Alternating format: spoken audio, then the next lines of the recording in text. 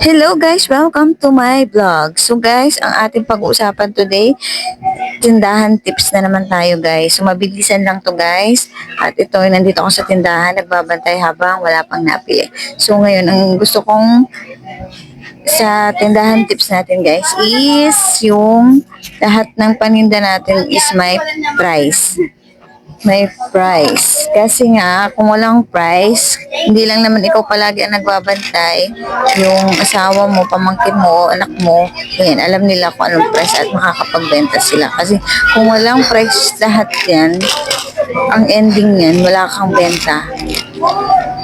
Siyempre, sabihin nila wala. At hindi rin nila mabebenta talaga dahil din nila alam yung presyo. So, ang the best dyan, lahat ng item, pagbili mo pa lang sa grocery, habang inaayos mo na, lagyan mo na ng price tag niya. Diba guys? Katulad nito guys, nilalagyan ko na siya. Ito guys, yung 10.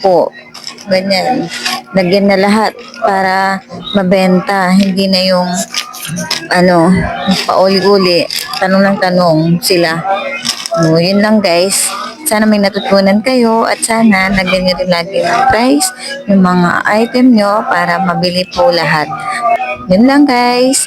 Sana may natutunan po kayo. Happy selling sa ating mga kasari. Salamat po. Thank you. Goodbye.